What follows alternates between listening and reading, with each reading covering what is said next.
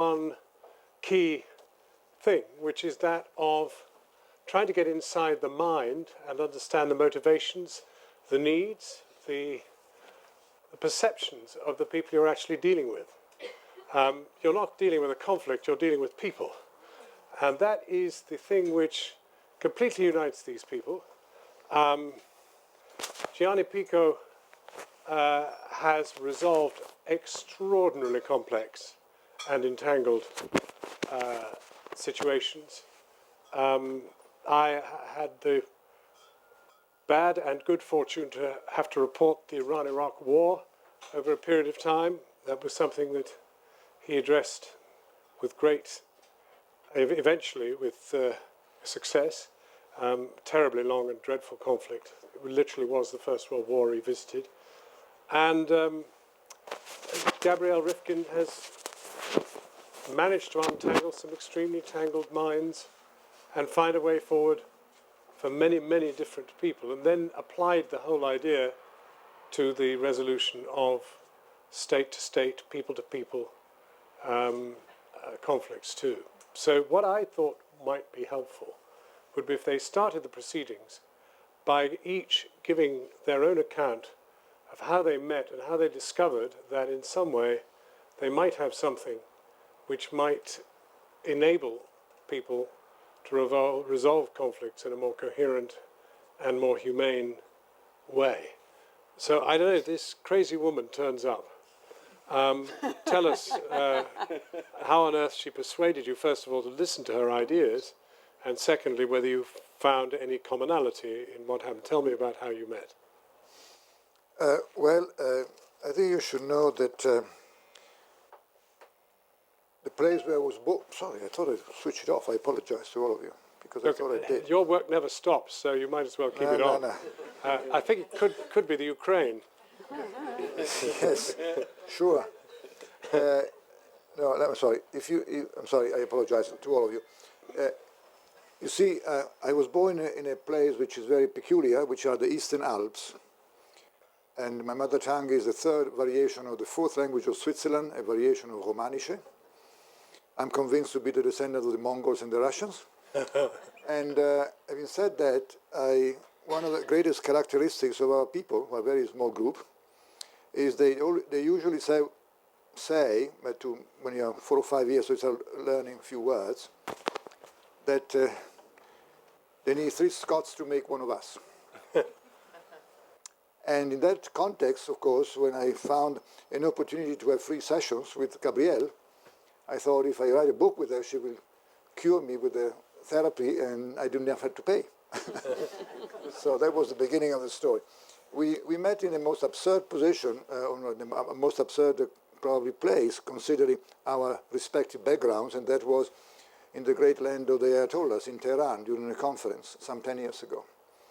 And of course, as you know, we are very famous Shia clerics, both of us, and so we thought it was appropriate to meet in Tehran, which would, kind of give a charisma. I think the reason why we decided to write something like this, because coming from different histories and different human journeys, I think probably the best way to say is that we like probably to have our ideas, but also to listen a lot, and to listen very carefully, bearing in mind that most of the things which are said are usually not relevant or not true, and that every individual is profoundly different, and that try to define people by groups is usually not very productive. And I think that was a bit the beginning of the story.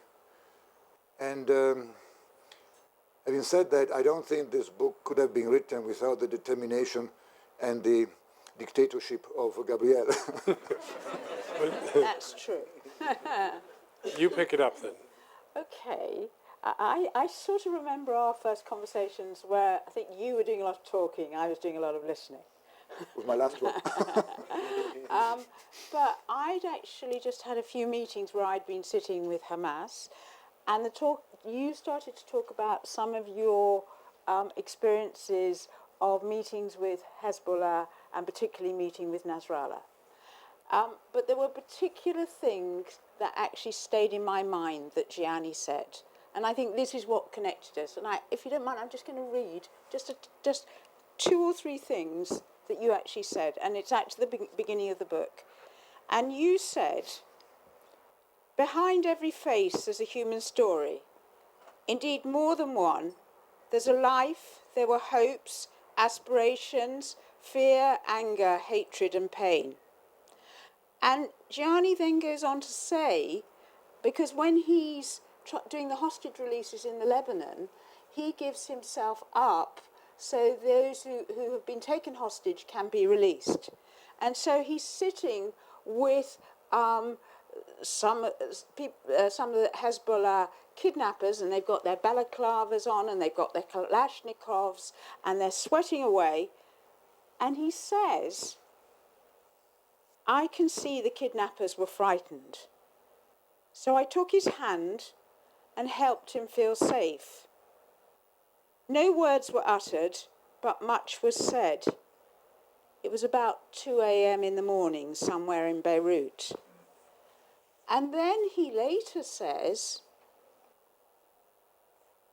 when he's talking about these young men, probably, misguided, if you like, wrong, and unlikely to have made their own choices, but nevertheless human beings. And I think that is what profoundly connected us. The idea that whoever you're dealing with, underneath there's a human story. Well, I'm very interested because I like to go to Tehran. I mean, I was going to go to Ukraine, and the rest of it we will, but and we will have questions, of course, from the floor.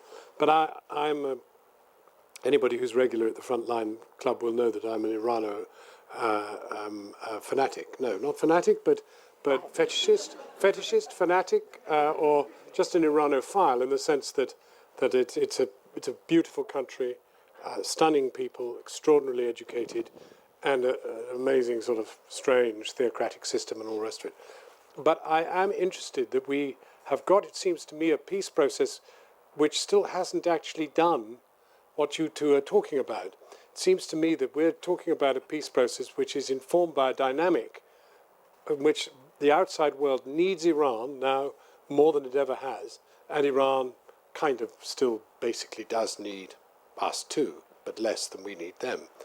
And I'm just wondering how you read what's going on right at the moment, because after all, your working life spans the entire sort of period of the isolation of Iran and our absolute determination, I mean, not ours, more I would say America, but the extraordinary decision basically right at the beginning to reject the Islamic Revolution. It simply wasn't an acceptable development. The Iranians may have wanted it, there may have been millions of people in the street, but I'm very sorry, it's not what we wanted. And consequently, we had this 35 desperately wasted years of Iran in isolation and all these countries around, this essentially stable, amazingly stable, despite all the violations of human rights and all the rest, but a stable country that is vitally important in talking about Iraq, in Afghanistan, Russia, Syria. Where is the human dimension in those negotiations? Very easy. This is good also that you mentioned this large period of time, because time is very, very important. This book has one curiosity, perhaps to some. You will not find in that book the word impartiality. It's a word I forbade my colleague to use, because I don't like to use words which do not exist. Impartiality does not exist. It's useless. When somebody mentions impartiality, you know that it should be a painter or something, but not a negotiator. It does not exist. Nobody believes in it. And whoever does that means that it has an institutional approach which never works. So, he wants a pension, so he works for whatever they do, but they don't really produce anything. When the first time that I was taken hostage, I was taken 4 times, in the night in Beirut, blindfolded and locked in the car, and those things. And then, it's not good to negotiate when you are only in underwear. It's not very dignified. and even less when you have people with machine guns that try to recharge it behind you to tell you that, we are here. And in front of you, the people are masked, and you have no idea where you are, nor when you will be leaving that place. In that situation, what happens is that you realize the total absurdity and therefore the failure of anybody who ever believed that impartiality existed. And the reason is very simple, though. Of course, I learned this much earlier in my Cyprus days, which were before that, which, I started with a mini war, the Turkish-Greek War in '74, which was a very short one, thanks God. If you take, if this was a table, and we put this in the middle of, the geometrical middle of the table, and you sit there and I sit here, you will always see the glass closer to me and I closer to you. Ergo, anybody who speaks or preaches about impartiality in negotiations has never done it. Or rather, done it, Harvard University, good article, good book, but no real results. Once you know that, there is no surprise that if indeed Imam Mughni was the man who took me, Imam Mughni, as you know, you're familiar, I suppose, with Hezbollah, was the number 2 of Hezbollah for many years, the guy who actually took the hostages, who masterminded this, was considered the second most dangerous man in the world after bin Laden by the Americans. He was killed in 2008 by the Israeli intelligence in Damascus. And he was my guest, or my host, actually, sorry. You were his guest. And and this man, when the first time he took me, he said to me something which is defining both in terms of negotiations, abnormal negotiation if you like, but negotiation nevertheless, and negotiation about human life, not really about a text or a treaty. And he said to me, let me just say something clear before we start. Do you think that I do not know that taking an innocent individual from the streets and taking a prisoner is wrong? Of course it's wrong. Because if you tell me I don't know that, you not only insult me, but insult my mother. Because in that case, my mother appears as a woman who have been able to teach me the right things.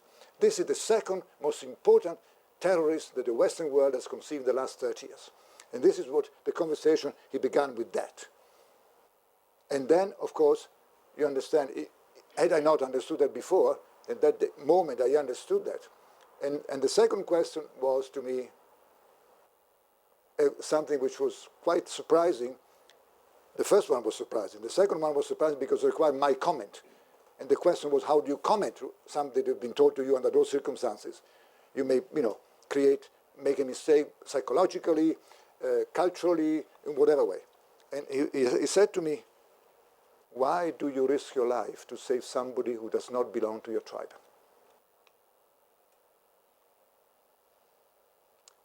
I don't think that this is something that Saddam, with whom I dealt with personally, ever said. Saddam was a street bandit in every possible terms of the word.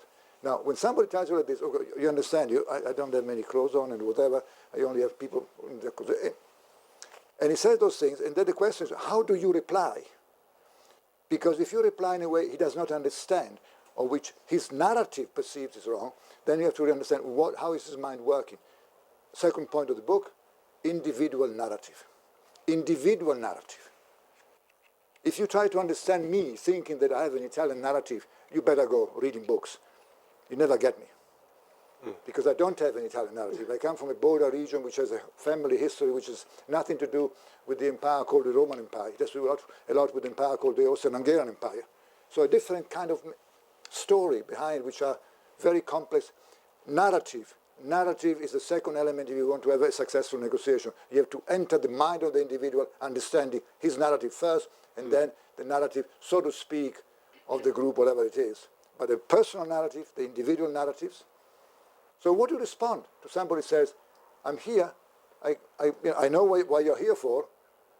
My question continues to be, what is here, where I am? Now, the disadvantage of being tall is that when you're locked in the back of a car, in the boot of a car, it's a bit tight. And so you can't see much or do much. And this is the second part of the book, is the individual narrative. Negotiations are not done with machines, are not done with, blocks of houses. They're done with individuals. And if you cannot enter the mind of the person in front of you, you can write a nice book, you can write an article, you can teach how to negotiate with Iran, quote unquote, but never do anything. And then the third point is exactly that. Negotiate with Iran. Anybody in a journal, anytime a journalist writes a sentence like this, I know that they are really poor idiots, completely lost. They make money because nobody doesn't understand it, but no significance. How do you negotiate with Iran?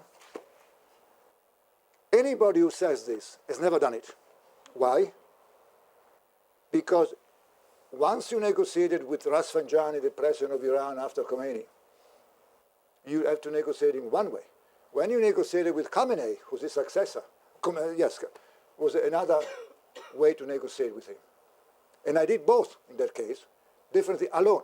I'm talking about individual negotiation, not the hullabaloo teams of 5 plus 1, 7 plus 10, whatever. It's always one-on-one. But if you talk to me about how you negotiate with Iran, I have to ask you with whom and when. Did you ever ask yourself, any of you ask yourself why Mr. Rafsanjani, that some of you are perhaps more than just 15, so you know more. Have you ever seen his image, his face? Do you remember Rafsanjani, the Ayatollah? Did you notice at the time that he didn't have a beard? Oh, no beard. Why? Did you ask yourself why? He did not have a beard because being of Mongol descent, he does not have much facial hair. Now, if you're an Ayatollah, you don't have hair here, you may have, as Gabriel would tell me, you may have some psychological issues. Right? No, it's true. So and he did. So what did Rafsanjani do when he realized that his facial hair was poor? He said, I have to compensate this. And so he became rich. He really became rich. So the other Ayatollah might have had a beard, but he had money. Which means that his narrative was different. And when I negotiated with him the part with Iran for the release of the Western hostages in Beirut, that was fundamental. That was basic, because the negotiation was, frankly, very simple. It was the negotiations you have when you go to a bazaar. What made you think that you could translate your discovery of human behavior in your clients' patients, if you like, and use it in an environment that like Gianni inhabited? Yes, and I'm thinking of the original question you asked about the current negotiations and what we are trying to do, where that fits in, because if we're saying it's about the importance of the people who are involved, but it isn't. It's many things. It's not only that, because it's an interesting moment, the very fact that we have. You see, funny enough, I actually think there is a one, and that actually Ashton, Cathy Ashton, is an extraordinary individual to find in this moment, because she's totally unassuming. She has no persona whatever, no baggage. The only baggage she has is actually of British politicians traducing her and saying that she's no use, and why bother? Largely because they hate Europe and all the rest of it. So she has no baggage, but above all, she, as one person, kept a track open. 5 meetings they had. Every single meeting was about where the next meeting was to be held and when. And that was literally the only point on the agenda. They never talked about any content, although, of course, in the margins they must have done. But I believe that she and Rouhani have an understanding. Well, I think you're right, because in fact we went to sit with her and talk through what was going on, and one of the things she did was always the Friday night of the meeting or the night before, she would sit to begin with Jalili, who is quite a difficult man, but she... His issue, he lost his leg. Yeah, exactly. But she, in the Iran-Iraq war. did believe that was very important. But I think there is another level, because as much as the relationship matters, there is also raw power and hard politics. And the truth is, another reason why the negotiation shifted was because there were bilaterals that actually took place eventually between the US directly with Iran. And that's what they were looking for. So there are multiple levels, in fact, in which things were operating. Okay, well, look, I just want to take us to the immediate, because as much more fun Let me in a just, way. if you allow me, I just wanted to finish my thought about Rafsanjani Yeah. had this. If you had negotiated with Khatami, his successor, I hope you were familiar with European philosophy. We took home 13 Iranian Jews through a very, very profound knowledge of philosophy. And if you're not familiar with philosophy, I'm sorry, you would have not succeeded. But philosophy in the real sense, in the traditional sense, you know, European philosophy and more. And Locke and Hume and Descartes and Hegel. Khatami is a philosopher. He studies this. He knows that. He couldn't care less about the bazaar. And why with Rafsanjani I literally had to, dollar by dollar. With Khatami it was a completely different situation. It was really, he said, I think I have the solution, he said to me. You can quote to the other side, namely the Israeli side, a sentence used by a famous non-Muslim American called Mr. Kissinger in his negotiation with Vietnam in 1975. And he gave me that sentence. And that was the way we went through, and other people were saved eventually. But in parentheses, many years after I left the UN. And then we should go into, if you like, later in another question which may embarrass many, but it's a question of the institution. And my respect or lack of it for institutions which have been overtaken by history. And are no longer working.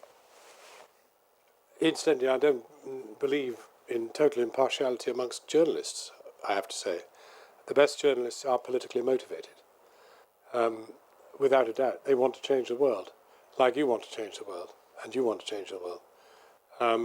And you can't escape that. And if you really do want to do that, then you do find yourself taking sides. No, I'm sorry. You must do. I'm sorry. You must do. No. You've never taken sides? No, I did. You did in the boot of the car with the man in front. No, I did take side, but that does not mean that you cannot change the world. That is what changes the world. Yes. As long as you take sides and you take your responsibility for what you say and you do, the world changes. I mean, you have to take a profound side.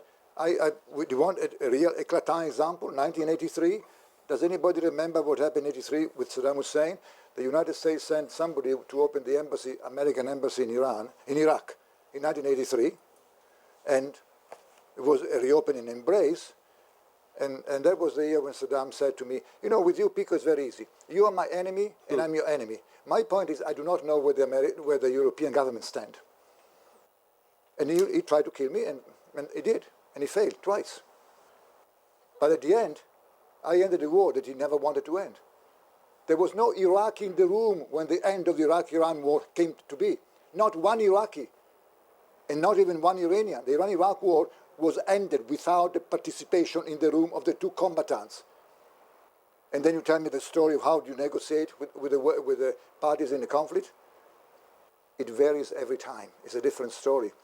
There were no Iranians and no Iraqis in the room when on the 8th of 8/88, at 1 o'clock New York Times, the war was brought to an end. I lived all the time before, every single day before, and all the story which I can tell you in details. That's what happened. Well, in simple terms, why was there no Iraqi or Iranian in the room? Because they did not want to end, Saddam wanted to continue the war. So what finished the war? I called in the bankers and I said, no more money. Literally. Bankers aren't normally quite so pliant. Well, they were with me. If they pay for too long, they get tired and they get concerned. It was literally, and that's what I wrote in my first book many years ago, the bankers. The bankers of Iraq were the Saudis. And if you close, you know, the flow of money, what do? For a week of the last, before the end of the war, Saddam said, I'm going to prepare the new offensive. They show me pictures. The American intelligence showed me the picture and say, Gianni, you see, they're going ahead. And my boss said, well, this is your business. What will you do? Okay, well, that neatly brings us to the present day because bankers are in play now. You know, there's money on both sides. There's Ukrainian oligarchs allied to the former president, and then there are oligarchs who are allied to the present government, and then there are oligarchs in Moscow, and there's talk of sanctions and all the rest of it. There's a very, very big ego in play, one side. There's a rather modest ego in Washington.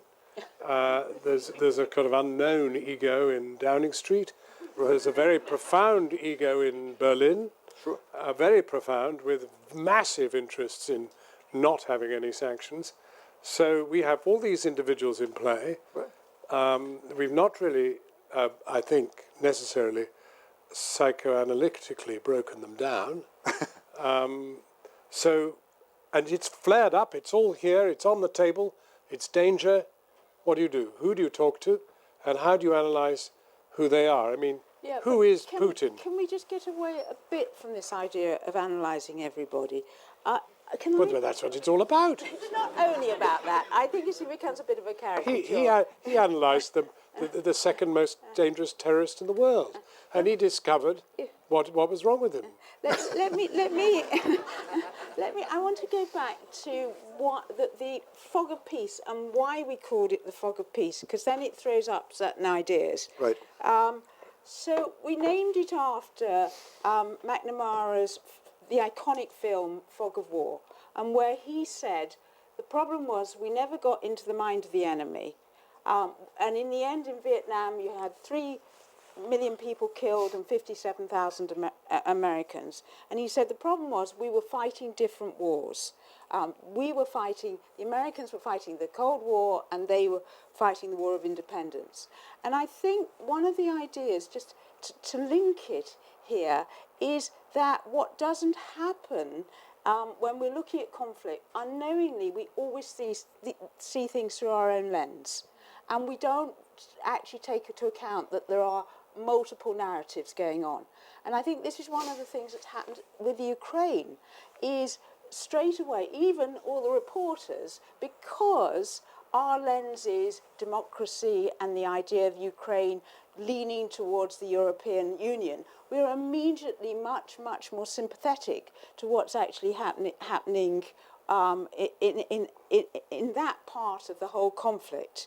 And in fact, of course, there are 2 very powerful narratives that are going on at the same time. Mm-hmm. And one of the reasons we seem to get more into a mess is instead of actually pausing, and even what we've done, we've seen the overthrow of a government which, whether it was corrupt or not, was democratically elected, and the West, because we are more that way inclined, has identified. Now we say, if you're serious about managing conflict, you have to put competing narratives into the same space.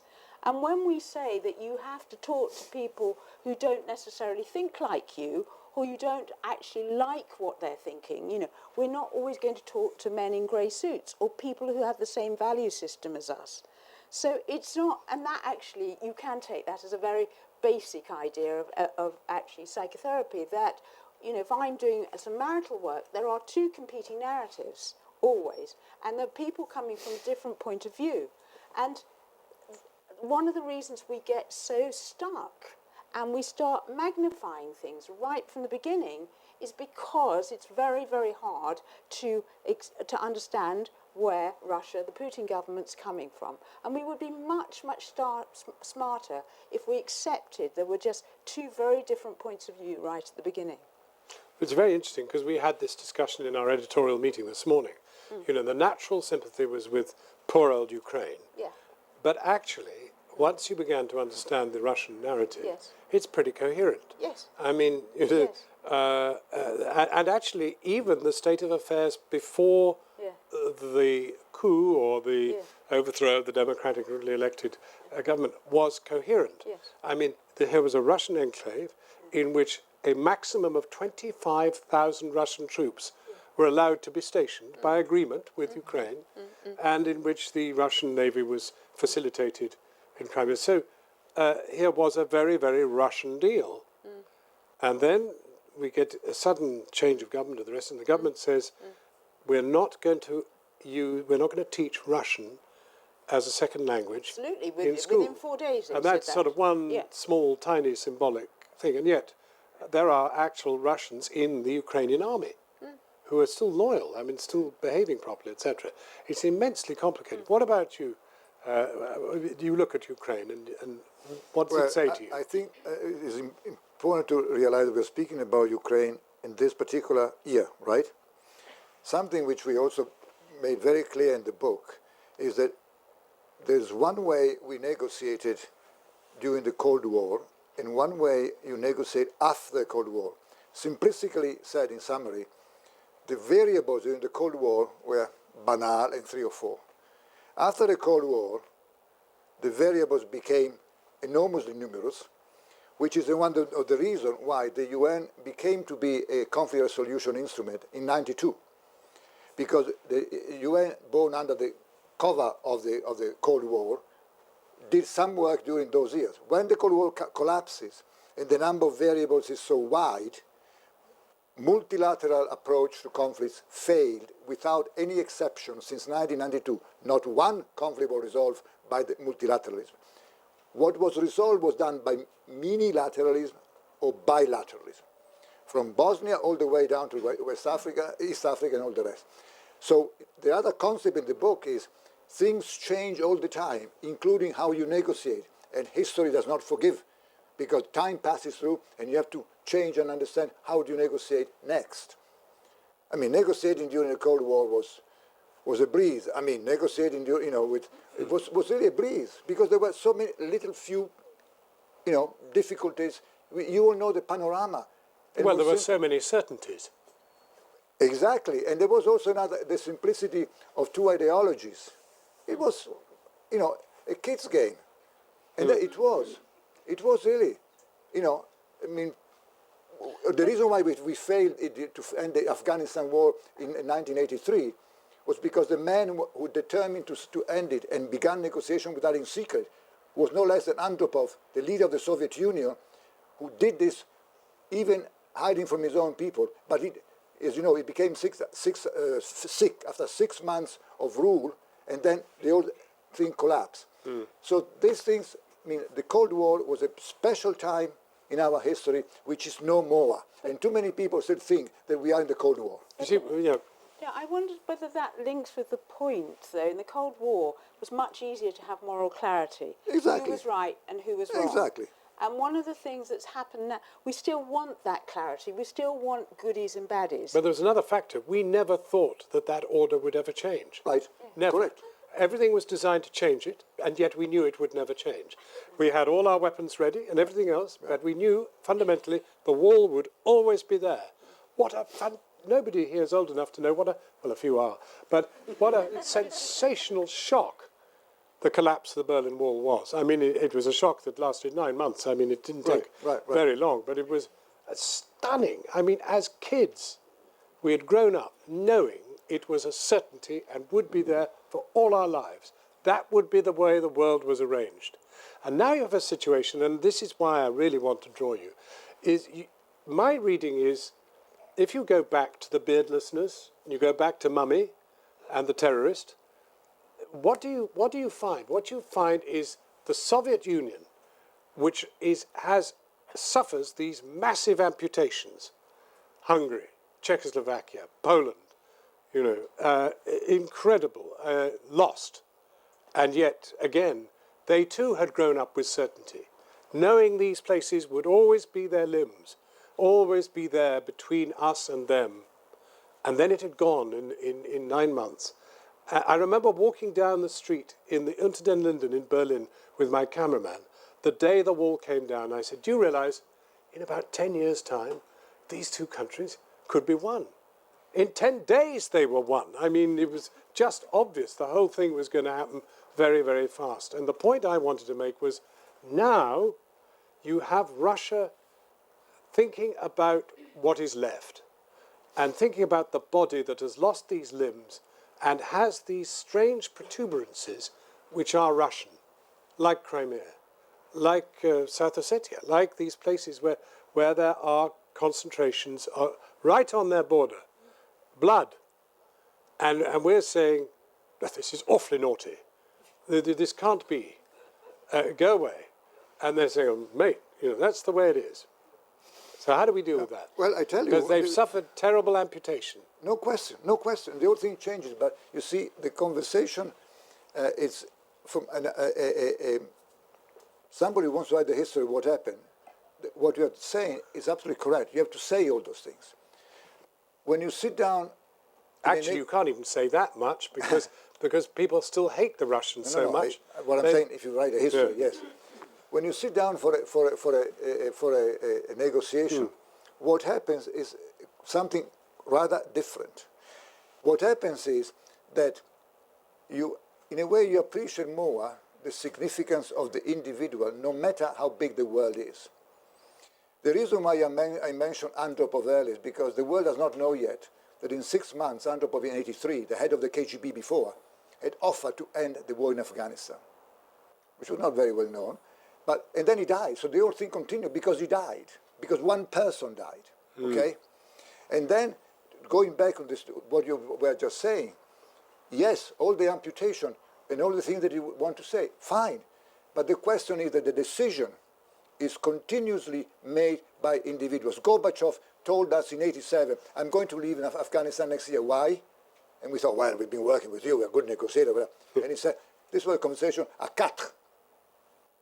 He with his foreign minister and myself with my boss. Not, hullabaloo of 25 people in a room. The sure reason why negotiation ever succeed is that. And Gorbachev said, I'm going to leave Afghanistan because the Soviet mothers cannot take any more body bags coming from Afghanistan. He never said this before, nor later. That was so profound for him. Was the reaction of one individual. So when you negotiate, this comes into the real picture. If you don't reach the individual, you can as well write a book and go for a ride, because that's making no difference. Nobody will follow you. History is made by decisions of individuals, for better or for worse. But you have to identify the individual. You speak about Ukraine, whatever you say now is absolutely correct, and I agree. Our problem is, where do we find We've got the two individuals? big male egos here, haven't we?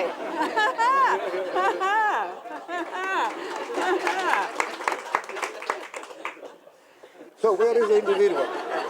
I wondered why the chairs were arranged this way. Yeah. Normally I sit in the middle. Well, we can see what's going on. Two clashing horns. No, I'm sitting at his feet learning. Anyway, this book, I think, carries those things. And by the way, let me add, because I think this is important for both of us.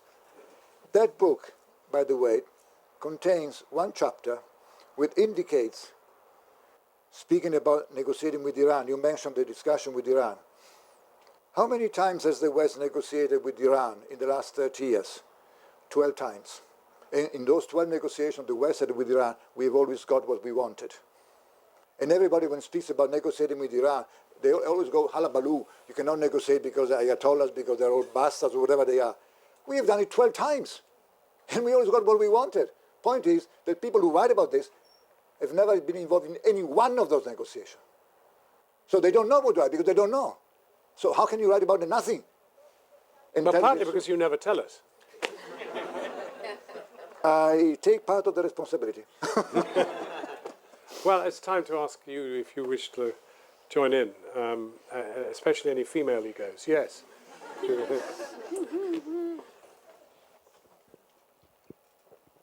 Thanks. I don't know about an ego. No. Okay, well, thank you very much. It's very interesting. I wanted to bring up this an objection to this term, narrative. Yeah. You know, the moment you hear this word narrative, you get into your mind the idea of a story, as if it has really no linkage to reality, as if there are no facts, and what there really is only a narrative, which is how you see things, how I see things. That's all it's really about. You can't really mean that. I mean, this use of this term.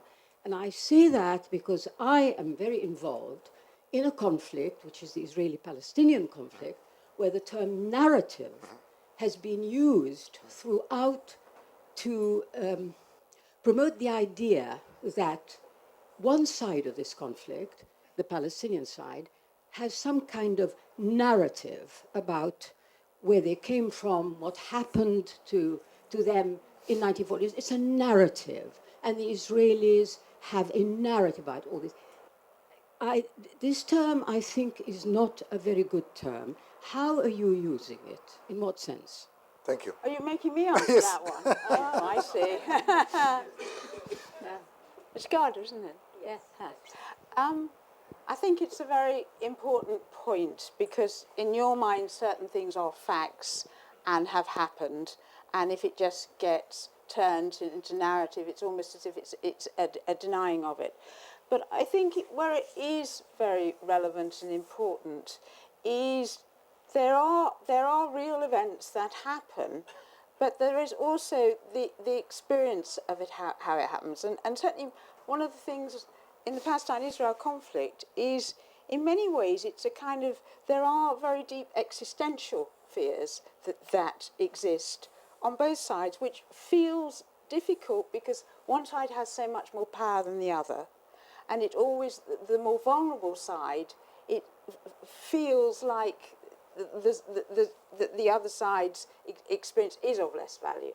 So I think, I don't know if you would agree with this, but when one's talking, using the word narrative, maybe one's also talking about identity and how you see yourself and how you describe who you are. And that is also a very crucial part of how you resolve conflict. You need people to unpack identity and what it means. Haven't you identified something very interesting too? Because you're talking about complaining about the narratives. I'd complain about the individuals. That in fact there is a terrible poverty of individuals with whom you can treat on both sides. On the one side there's an atrophied and corrupt leadership, and on the other side there's a dog-in-the-manger, belligerent and irascible and difficult side too. I mean, I'm not going to identify which is which, but you can probably guess. But I mean, it's serious. You've got to have people, individuals, and actually you can hold up Rabin. You can't really hold up Arafat. I mean, you know, he had his qualities, but he had terrible drawbacks too. Who are these great interlocutors with whom you can play? How would you conduct a new? There's one going on now with Kerry, but nobody has any faith in it. I don't understand what it means. Well, we're short of individuals. No, I understand what you say. But the question is, it leads me to think. My reaction to your question is the following. I hope people in this room understand, because you are all very, very, very smart, that at the end of the day, negotiation is a very personal matter. I've never seen a negotiation succeed between 25 people on one side of the table and 25 on the other. Never. And every negotiation that we've done which have succeeded, I'm only report what have succeeded, they've done on a one-to-one basis, okay? I mean, the famous reason you mentioned, the Geneva Agreement between the 5+1 and Iran. I hope you don't believe that it was done by the delegation of 6 delegation 1. Thank you very much. It was done in a separate place, not even in Europe, agreed before by 2 people, and then sent for the photographs to Geneva to say 5+1 war. That's what it is, in very rough terms. That you can only do negotiations when you really look in the eye of those who can take the responsibility of it. And that, I can tell you, that agreement was not even done in Europe, let alone in Geneva. It was done miles away from our continent, and then was passed on. So your point would be that you need the kind of leadership that actually is going to have the courage or the vision to actually take some of the risks that need to be taken. And you're not going to find that in either of the 2 leaders available in the Middle East. It doesn't have to be the leaders. Go on. I was never a leader. But you can find a solution to negotiation without, you have to have somebody who can actually, and I disagree with you on the question, enter the narrative of the person who has to take the responsibility to decide. And the narrative, not perhaps in your sense, maybe for me narrative means something different. But you have to understand that What does it mean? What does it? it means to me that every individual is different. I could not have made a deal with Khomeini, but I could have made a deal with somebody in the revolutionary arm who had the courage of taking the risk and doing that. People could not, if you speak to me and you won't understand how my mind goes, understand, in my family the empire, it was not the Roman Empire, it was the Austrian-Hungarian Empire. If you don't know that, you're just missing one point. And the same thing was with the people I spoke to. You have to understand how my mind works. After the end of Iraq in Baghdad, there were people in Iran who would say, finally, you have indicated 1534, which of course you all know what it was, right? 1534, right? That is part of the narrative.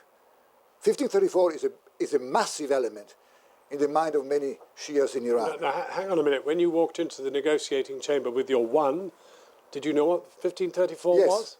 How did you know that? You've done all the work beforehand. No, I was lucky. I knew what that was because I had many friends in Iran who told me what it was much earlier. 1534 is when the Shia are kicked out of Baghdad by Suleiman I, and Sunni are imposed as a minority in Baghdad to remain for 5 centuries in power. And when I said, yeah, but now we are in the era of democracy, and they said, Gianni, of course, we will also rotate. You know, these Sunni guys were in power for 5 centuries. We are ready to rotate in 2 centuries. More questions? Yes. Hi, I have one comment and one question. My comment is, you said that people usually thought that the wall would never come down, which I don't think is true. It's probably because I grew up on the other side of the wall, and not all of us thought that it would never come down. Maybe it was just a hope that helped us to survive. Different point of view. Exactly. Yeah. My question is, if you think it's so much down to individual conversation, then who would be the individual to talk to Putin today? Well, that's a very good question. I mean, I don't think it's only down to the individuals. Strangely enough, you think I'm more interested in the geopolitics now, and you're more interested in the psychoanalytic mind. We somehow swap places. But I think Angela Merkel is very interesting in all of this because I think Putin respects her. Putin speaks very good German. She speaks Russian. Yes, she speaks Russian, and she understands the story. And her country is dependent on Russia, unlike us. Yeah, and there's gas. But one of the things we say in the book, because we, of course, every conflict's different, but, you know, where are the credible mediators and where are the people who actually represent third party and who sit outside the system? Because originally, who was sent to talk with the Ukrainian government? Well, it was France, Germany and Poland. Well, I don't think Poland could be seen to be credible or neutral in any. No, Not that we care, but right, I must right. use the word neutral. Yes, not you. But one of the ideas we put forward is that we need commando teams of mediators. We need very, very skilled, experienced mediators who actually sit outside the system and don't have an investment in either side. You're asking, I mean, for them to be more than that. They've got to be prepared to sit in the boot of a car. and I mean, no, you are. No, the most important thing you've told us is that you have to be prepared to go, as we would say in English parlance, hook, line and sinker. Risk your life. Risk everything to get this goal. There aren't many people like that. But this is the reason why there are 2 elements we have to study all the time. Where is history today? What is a novelty vis-a-vis yesterday? Because everything changes all the time. And not believing that this is the same block which remains equal. And the second thing is, yes, I tell you, the first time I was taken, the real question to myself was the following one. What right do I have to risk my life and make my son an orphan? To do what? To say people do not know? That was, I remember, I was still without cover on my head, and I was looking at the booth because they were pushing me in the booth of the car. And that was my question to myself. And I had to answer, because even though I could say to myself, you have no time to answer, I knew that I had to answer, and I knew what the answer was, and I would have to live with that answer no matter what, whether the answer to me was given explicitly or not. I had to respond to myself. The whole issue that negotiations are part of structures on team and whatever has never worked. Nevertheless, the United Nations spawned you. You are a product of the United Nations. You learnt at the knee of... I like the question. What was the answer? The answer is, well, let me tell you. First of all, first of all, no, but you're right in that.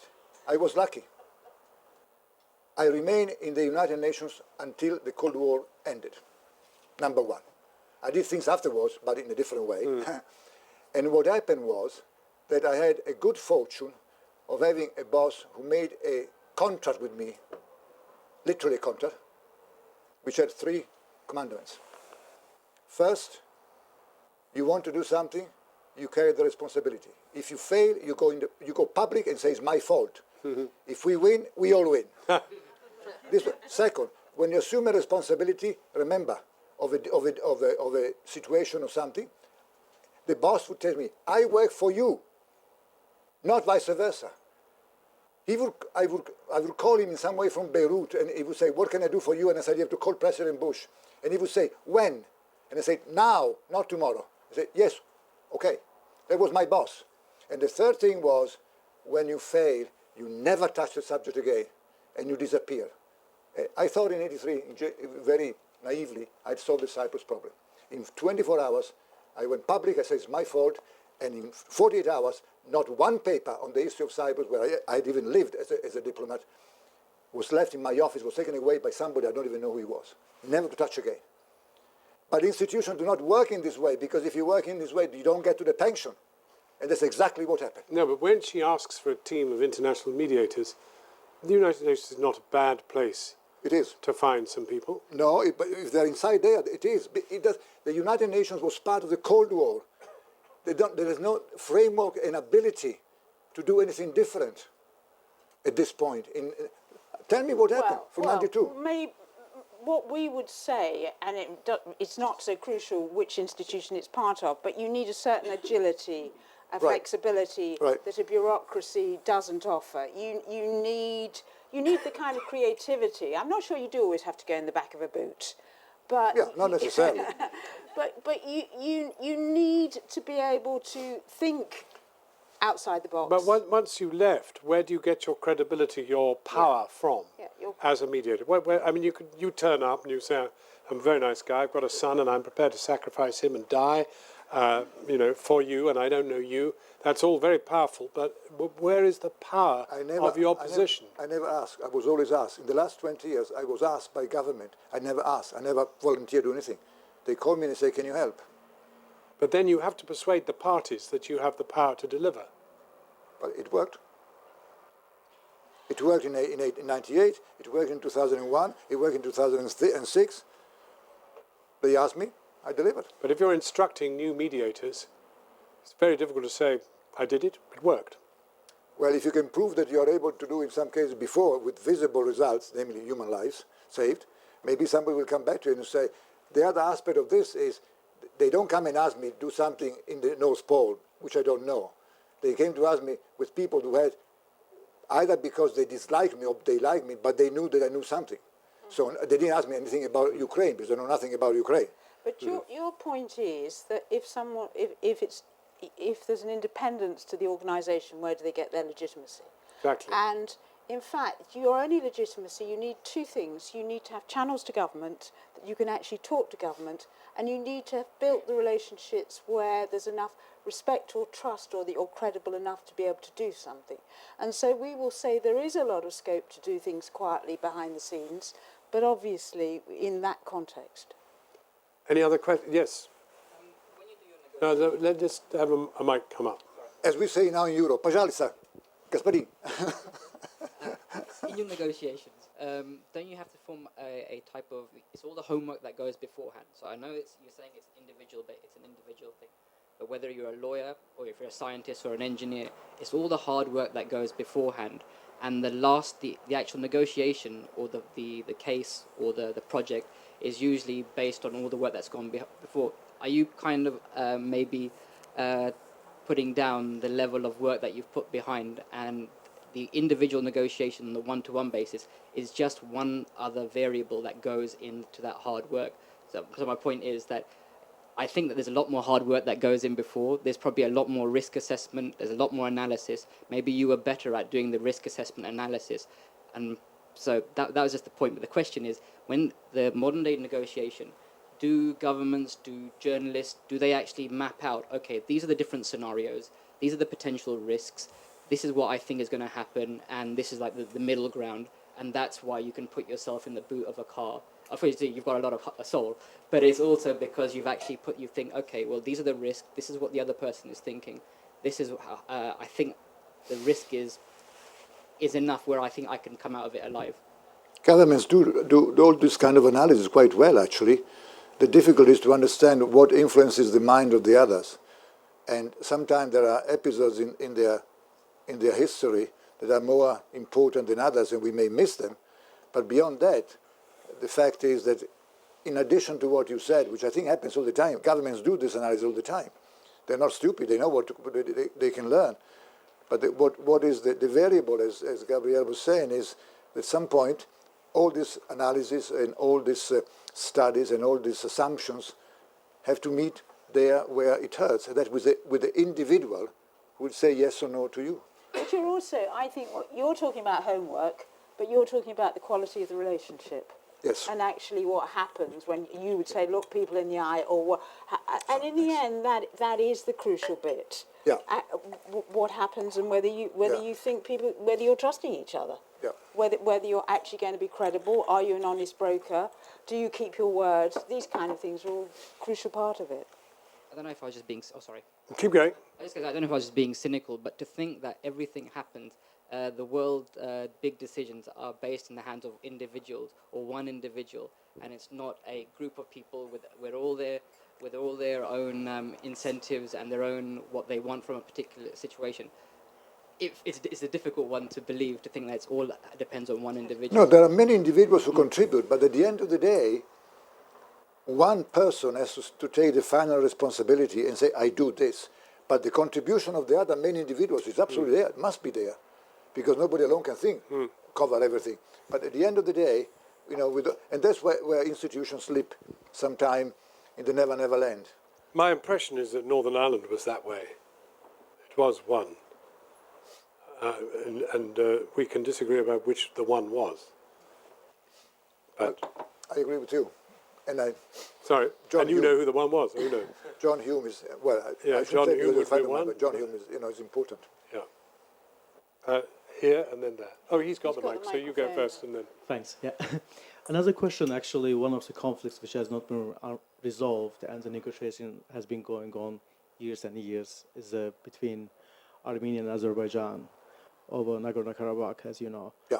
So, and individuals have changed in both countries, and the negotiations engaged different international mediators and so on, but it never worked out, and there's no peace at the end of the day. So, do you think there's more than individualist approach, rather than we should actually analyze more power asymmetry between the sides, the interests between the two parties, whether the parties are actually ready to give up certain things for the final resolution or not?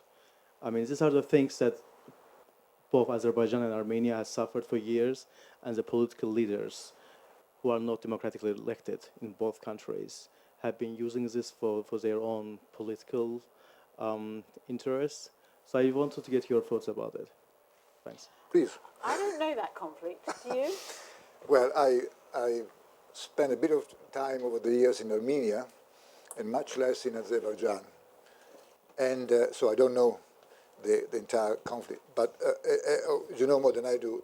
The problem with the conflict, which now is 21 years old, because it was started in 1992 and all the rest, as we all know, the curiosity, sad curiosity of the conflict, in my view, is that it has the two participants are no longer alone.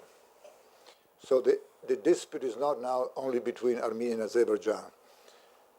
Each of them has two great friends, which may have altered the reality of the conflict. The conflict is still basically that. But there are two great players in the two different countries, which people don't talk about it, but there are very big players, and they are there, and they may have actually altered the nature of their conflict. And you know who they are, as everybody else does. Thank you. Next. But just you did make a very important point about interests, and everybody knows that deals are done in the end because people are incentivized enough to think doing a deal is better than carrying on the conflict. AKA Iran. Yeah. Mine is a rather simple question. Do you have any specific hopes for the book? Is there a target audience, or do you want to achieve something, or is it a chronicle of things that have gone well or things learned? It's a nice question, that. In fact, I think last night we were asked, whose bedside would we like the book to be on? Yeah. I mean, I think we kind of span it. We sort of want it for the intelligent reader like all of you in this room, to buy lots of copies and give it to all your friends. But of course we would like people at the centre of power to actually to read it, because it is a different way of thinking about conflict. And you know, we are saying things, please lop off at least 10% of the military budget, more please, you know, even the cost of one drone, to set up serious methods of early intervention, mediation, a different kind of way of engaging. And so, yeah, we wouldn't mind if Cameron and Obama had it by their bedside as well. Do you have any plan to get it to their bedside? Well, actually, I was trying a route to get it to Putin's at the weekend. I haven't quite succeeded yet. Yes. Firstly, thank you for your insight. And just a question I had when you mentioned the Iran-Iraq war and how it came to a conclusion, alibi after 8 years of destruction. I can't help but think of Syria and wonder if the same kind of pressure could be put on, you call it the bankers or the outside factors, players involved, such as Saudi Arabia, and if and when that can happen. Can it happen? That's a good question. Okay. Well, this will partly be to do with some of the things that you have taught me. But in fact, I remembered when Gianni told me the story about the bankers in Saudi Arabia, I certainly thought exactly the same with Syria, because in the end, how do you stop the flow of weapons and how do you stop the funding of them? But one of the things we've been saying and writing about for at least 2 years is in many ways Syria is a proxy war. Not a civil war, exactly. Yeah, a proxy war, not a civil war. And the key players here are Iran and Saudi Arabia, but you don't actually stop the flow of weapons and the funding until you find ways of getting them actually to sit down together. Now, one of the problems and why we ask for these ideas of mediators who sit outside the system is, suppose we had Pico, who had the brief that over the years that he'd built the relationship with the Saudis and the Iranians, and right at the beginning we got them round a table and we said, okay, we can see it's a Sunni Shiite fight about power and we need some recalibration, not least because of what's happened in Iraq. But we would say that this kind of quiet, off-the-record mediation needed to start right at the beginning. And in fact, because the US decides that it'd rather speak to Saudi Arabia and it's still unsure in its relationship with Iran, we'd be pretty sure that this kind of mediation was not happening earlier. So we call for a very, very different kind of mindset that isn't about which side you're on, but actually in the first instance, how do you end the violence? And that means getting the proxy players around the table right at the beginning. But do you actually think that, you see, I wonder whether, I can see Saudi Arabia unquestionably sees Syria as a holy war, as a, Sunni Shia thing. But for Iran, it's a different story. For Iran, I mean, it's about the dynamic which is their policy right throughout that region, which is my enemy's enemy is my friend. Hezbollah, Hamas, Syria. Because of the fact that America makes life so unendurable for them internationally. And they want to stand by Syria because it's a bulwark in keeping America at bay in the Middle East. Well, I disagree with that reading for 3 reasons. Number one, when we wrote our article 2 years ago, nobody wanted to publish because we said enough speaking about Syria as a civil war when it is a proxy war. It's the third proxy, actually we call it the third chess game between Saudi Arabia and Iran in 30 years. And having been present in the other two, I know what I was talking about. And in Syria, clearly, the sectarian division is known to everybody.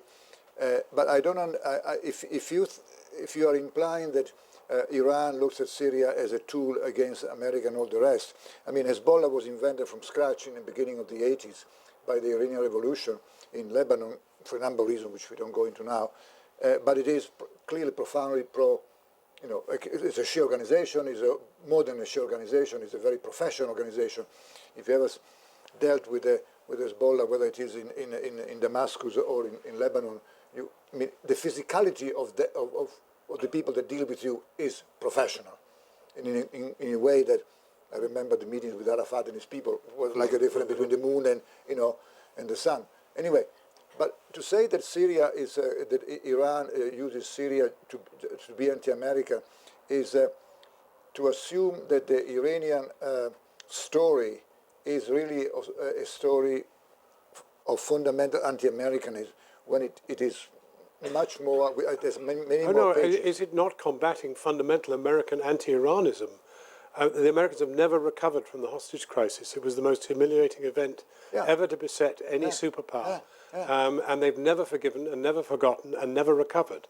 And as a result have been opposed to something which was in their self-interest, was to continue a deep relationship with Iran, accept the Iranian Revolution, and to continue as deep a relationship as you could. Instead, they've continued a relationship with Saudi Arabia, which is absolutely opposed to American interests and is furnishing every radical Islamic cause it can find, building madrasas in Pakistan, fueling the place with radical preachers, Yemen, Somalia, Niger, Mauritania, they're everywhere. And what are the Americans doing? Cozy, cozy, cozy. And what are the British doing? We've just supplied 72 Typhoon jets. One day, one day, one day. Yeah. But just go back to why do you think, because I know John needs convincing on this one, why do you think the Saudis and the Iranians would sit down together and that an agreement would actually create a ceasefire? Well, for two reasons. First of all, because they're not stupid. And second, because I think they understand that the entire region, the Greater Levant, as I call it, from Pakistan to Lebanon, is changing. And they see the changes happening. They can read the sand better than us, possibly. But fundamentally, and more practically, is that we've seen not only that they understand, but they began also to communicate. The fact that 2 weeks ago we had an announcement of a coalition government in Lebanon, unless we were totally stupid, we think there are no intervention by Saudi Arabia in Iran with Hezbollah pro-Iranian and Hariri, who's totally part of Saudi Arabia in his party or whatever. Rightly so, I would be in the same position if I wasn't him. But so what the coalition in Lebanon, not that it works, but the coalition after 10 months of non-coalition, of no government, we've had this first sign. Nobody has written about it. We have written, not published yet, but we've written. And that is very, very important. It indicates a real movement. It's not published on the Financial Times, but it should have been already 2 weeks ago. And the second aspect, of course, the little earthquake which happened within the family, royal family in Saudi Arabia, where Prince Bandar has been, deprived now of his role in Syria and given to the Minister of Interior, who, when he received it, had just spent 1 week in Washington and came back, so he was well informed of another aspect of the story. But that was a positive development. Saudi Arabia and Iran have told the world in the last month, at least, even before, for other reasons I could tell you, that they are prepared to talk to each other. That is a great change in the Levant of the last month. Nobody speaks about it. That is a fundamental line which is producing the possibility of a different situation. And I think it's possible. Who's talking to whom? The Iranians and the Saudis. They are Rouhani's people? Naturally, Herr Doctor. Yes. Well, I mean, there are many power centers in Iran. Yeah, yes, of course. And depending which one we're talking about. No, there. Yeah. And it's I thought he knew everything about Rouhani. He went to Glasgow for university. You should have known everything about him. I know that he's more Scottish now, so difficult. But anyway. No, I mean. No, I'm joking, of course. No, it's true. It's true. There are intelligent people on both sides. Well, in a sense, it recognizes the true horror that faces humankind that is enshrined in the struggle in Syria. There is a new part of history. The old region from Pakistan to Lebanon, I repeat, which happens to be the history of my walking life and professional life, from the east to the west, never vice versa. I never went to Beirut during my affairs from the west, always from the east, always. A small detail we can talk if you like. But that is a region which has to be rewritten and reconstructed. The architecture of 1916, of the Sykes-Picot Agreement, of the woman I love most in my life, which was Gertrude Bell, 1920. You are too young, but I was there. She was so smart. And You went there. yeah, was the greatest woman in history. And you know, that architecture is gone. Yeah. But nobody has the guts to say we have to build a new one. And most importantly, the concept of the nation states in that region, the concept of the nation state is morphing everywhere. Yes, it's but evolving. Exactly, evolving. We can't actually shape it, really. No, well, but in that region it means to restructure, not just borders, but to restructure the relationship between identities, relationship between identities, not just changing a border, which is a banality which has no significance these days. The relationship between identities. And the identities maybe. But there are so many layers of identity. Yeah, I was in Qom on the birthday of the third Imam. Yes. And the place was awash. This is the holy city in Tehran, in Iran. Yes. And the place was awash with pilgrims. This is last July. Yes. And some were on their way up to see Zainab, his sister, who's in a shrine in Syria. Yes. In Syria, they were going to go. And others were going to go and see his shrine, which is in Karbala, in Iraq. So you had pilgrims swilling around from Syria down to Iran, out to Iraq, back up, and the rest of it. I mean, whole hundreds of thousands of people on the move, in buses and on foot and in cars and all this. Something we completely didn't bother to report or regard. It happens every year anyway. Yeah, yeah. And even with war Yeah. and borders and countries and changing countries, these realities on the ground continue. And you kind of wonder, where does this all shake down? Well, And why? And do you think Blair and Bush understood a single iota of this swirl? Well, I plead the fifth. Ah, But you know what has changed, which is very on the positive side? Yeah. And we don't remember the positive side sometimes because we are so concerned about the bad side, which is, of course, correct. I mean, we don't remember that for 6 years in Afghanistan and Pakistan, we had a war. On one side was Iran and the Russian, and on the other side was the Saudis and the Pakistanis and the West, and that was the great Taliban war. The Taliban war from mid-90s to the beginning of the 2000s was a war between Sunni and Shias, because the Pashto are Sunni and the Tajik and the Hazara are Shia, and the money and the weapon for the Hazara and the Tajiks came from Iran and Russia. And we continue to say, fine, and we said nothing, or the money from us came to the Sunnis. That war is over in some way. We should also be realistic. This is okay. and there's a very nice footnote, which is that, of course, when Massoud was assassinated, and the Northern Alliance in this early days of the war were absolutely at sea, Iran fixed it. And the Americans had to say, thank you so much.